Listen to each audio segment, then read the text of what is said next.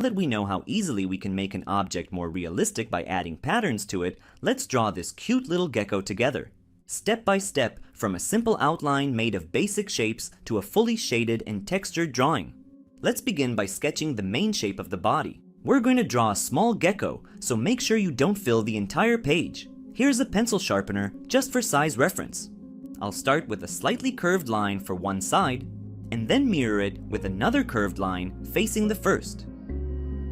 Don't worry about getting it perfect, we're just practicing right now. Now, let's add the head.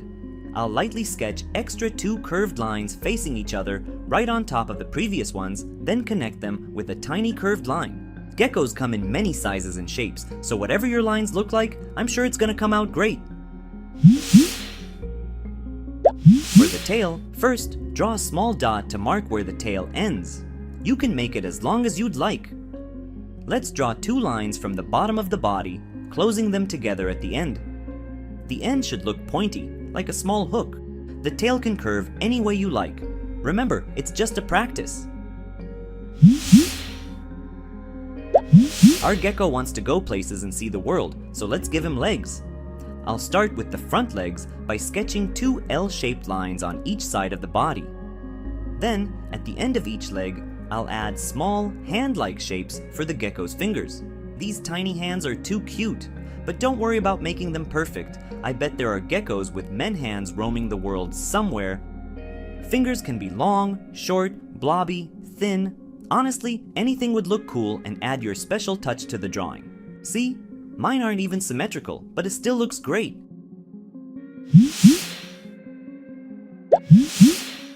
Our gecko never skips leg day at the gym, so for its hind legs, I'll draw the same L shapes in the opposite direction, but wider and slightly thicker, and add those cute little hands. Or feet? Anyway, gecko's hands come in many different shapes, so truly, don't worry about how you draw them. Already starting to look like a gecko. Now, let's draw its eyes. Let's sketch 2 simple circles that extend just a little outside the shape of the head. I guess he needs that to notice every single unlucky fly around. Don't you just love geckos? Then, add 2 curved lines next to each eye to give them that distinct bulging effect. Awesome! Let's add some shading to give it just a bit of depth and dimension. Let's begin by filling in the eyes with a dark tone. I'm shading almost the entire circle, leaving a tiny white spot at the top of each eye for a catchlight.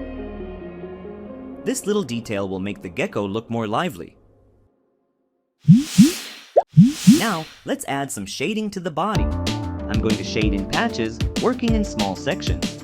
Start with the dark tone near the edges of the head, then gradually fade it toward the center.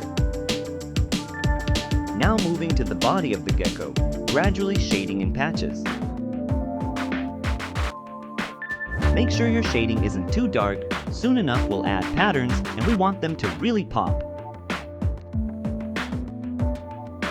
For the tail, I'll shade along the edge, letting the tone fade toward the middle to create a smooth, rounded surface. I'm not going to spend too much time perfecting my shading here. We're going to add a cool pattern real soon. For the legs, I'll add some gentle shading around the joints and where they connect to the body. This will help them look more three-dimensional.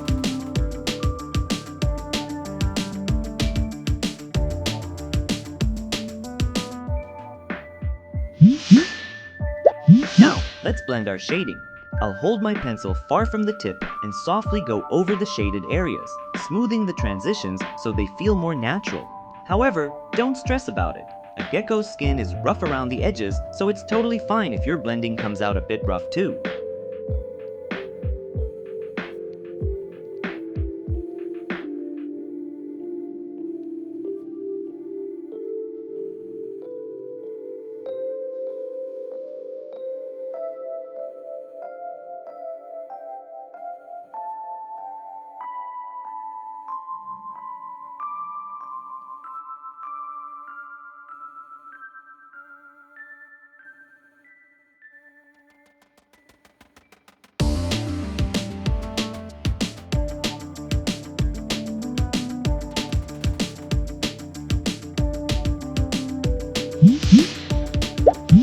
Our gecko is already looking much more realistic.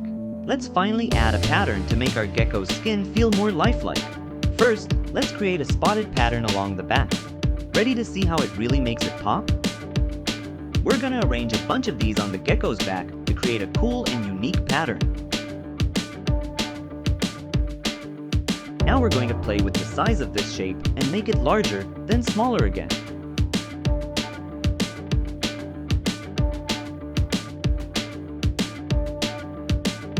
I'm basically going along the shape of the gecko's curved back to create an illusion of depth in the shape. Had the shape been too straight, it would have felt two-dimensional.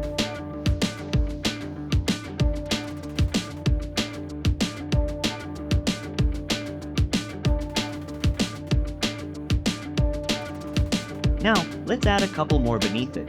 They don't have to be identical, think of them as distant relatives. Making more which vary in shape actually creates the pattern.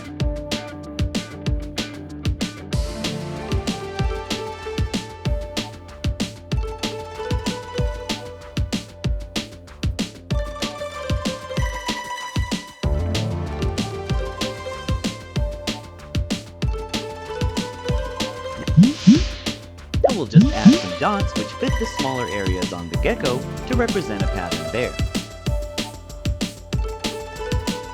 I'm drawing the dots more condensed and smaller as I near the edge, but feel free to draw it however you prefer. After the tail, it's the head's turn.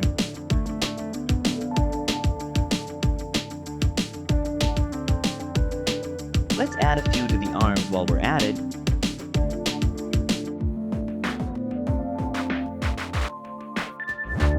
Sprinkle some here. And here.